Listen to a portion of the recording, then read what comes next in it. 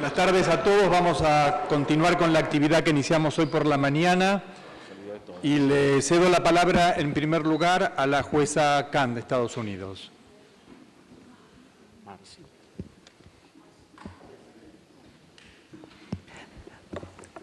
Thank you. I have a PowerPoint,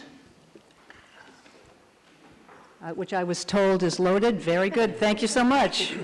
I want to thank His Holiness and the Pontifical Academy of Sciences for this invitation.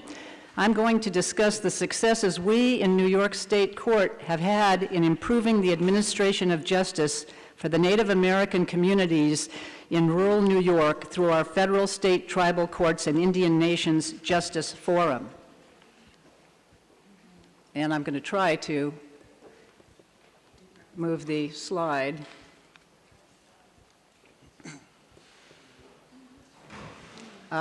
There we go. Okay. New York is home to 100,000 American Indian and Alaskan Native people. The territories of the Iroquois or Haudenosaunee are found in the northern part of the state, the central part of the state, and the western part of the state, and the Algonquin nations are found on eastern Long Island. In 2003, we brought justice officials together from the 9 tribal nations with representatives of the state and federal courts in New York to explore ways to promote understanding and reduce jurisdictional conflict. In the forum's early years, we conferred with members of all 9 nations and developed a mission statement. Our mutual goals were to increase the flow of information and improve communications between our justice systems, to enforce appropriate child placements under our Indian Child Welfare Acts, and to reduce jurisdictional conflicts and promote recognition of the rulings of our respective forums. These were challenging goals, however, for 3 reasons. First, a deep centuries-long lack of trust existed between natives and non-natives in New York.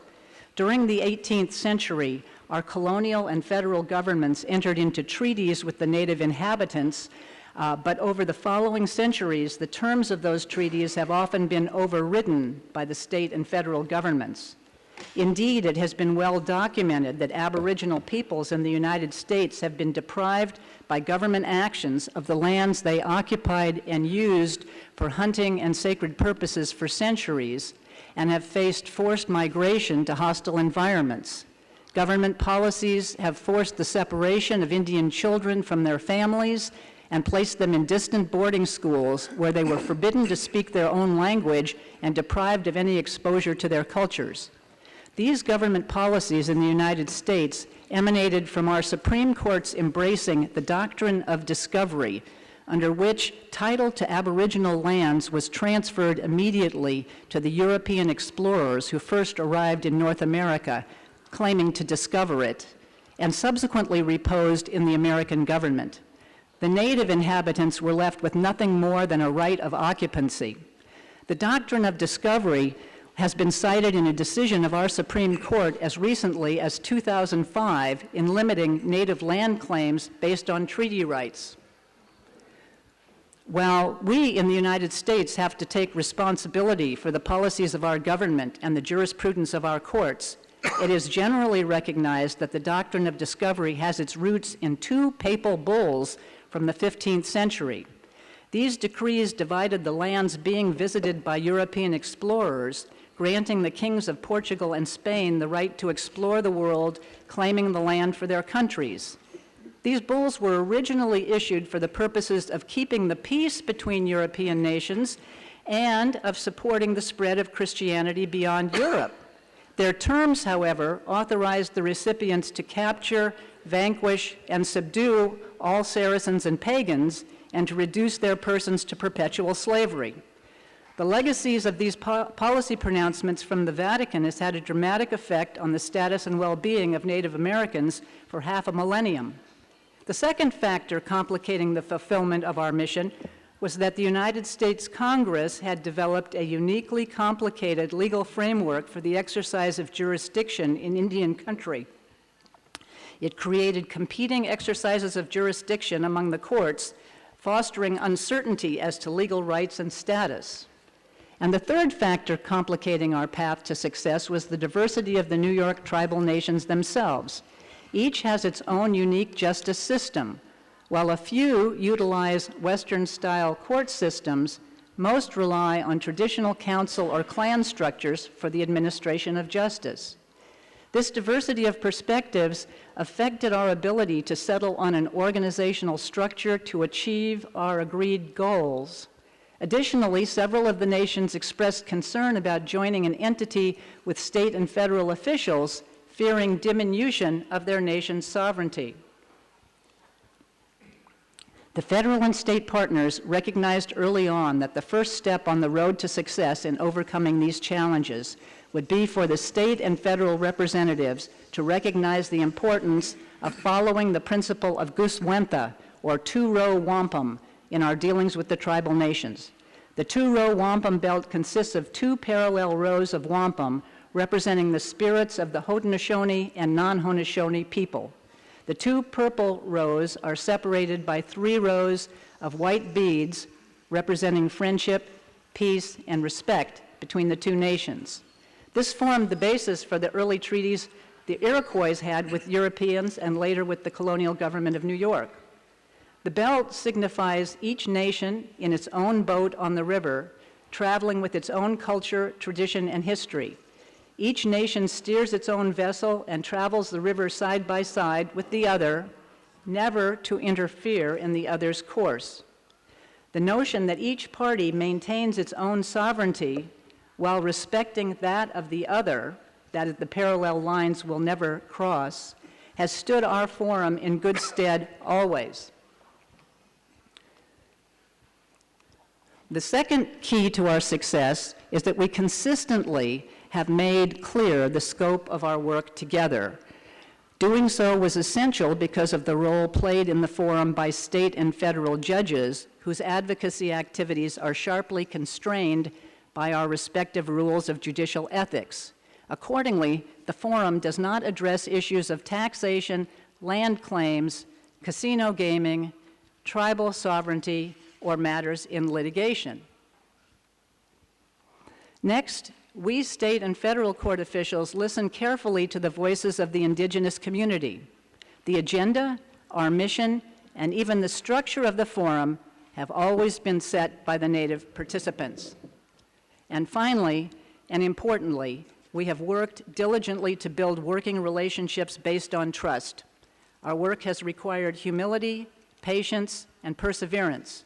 We rely largely on personal diplomacy, with state and federal court judges visiting tribal chiefs and clan mothers in their own territories upon their invitations and establishing local contact points. When we meet face to face and get to know one another, our understanding flourishes and change is possible. We are very proud of what we have accomplished through our work together. Our state comity court rule breaks new ground nationally in requiring our state courts to apply the same standards to mutually respect and enforce tribal court judgments as we do for the judgments of courts of foreign countries.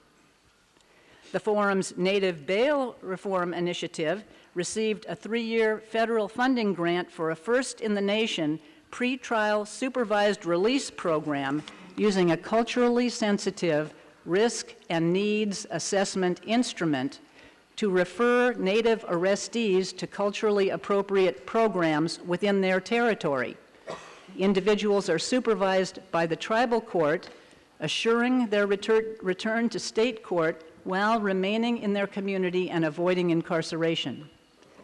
The forum has made a centerpiece of its work, serving its mission to provide education on the Indian Child Welfare Act for family law judges and practitioners and tribal leaders. We believe it is critical that the Indian nation be involved at the earliest point in the placement of a Native child by the courts to assure the best interest of that Indian child, as well as the stability of Indian tribes and families. We have developed strong relationships between state courts and Native communities. In addition, the forum successfully proposed state legislation granting recognition by the state to marriages performed in Indian country by tribal officials. Finally, the Forum has held 2 listening conferences sponsored by the federal and state governments, each bringing together 150 justice officials from the state, federal, and tribal governments to collaborate on new initiatives to improve justice for New York's Native peoples. Notably, the Forum has accomplished all of these things and more without any institutional budgetary funding or full-time staff. That makes us different from other states. The project has been a volunteer effort led by judges of the New York State courts. Despite these successes, the Forum still faces many challenges in efforts to assure justice for indigenous peoples in New York. There is no greater present challenge for Native communities than that of sustainable protection of their lands and resources consistent with environmental justice. While the entire global community must now address the challenges of climate change, our jurisprudence in the U.S., built on the doctrine of discovery, has too often failed even to acknowledge the degradation of Native sites. These legal concepts do not remain uniquely extant in the United States, by the way. A report in 2010 by the Special Rapporteur of the United Nations Permanent Forum on Indigenous Issues concluded that from the era of the Papal Bulls, generations of non-indigenous legal scholars and state actors have interwoven the doctrine of discovery into international and domestic law. I'm not sure how this is happening here. I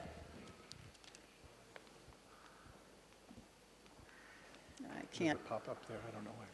I can't see it. It's on the computer. Okay.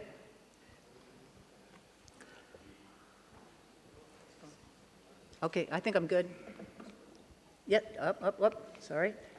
Va bene, così, grazie.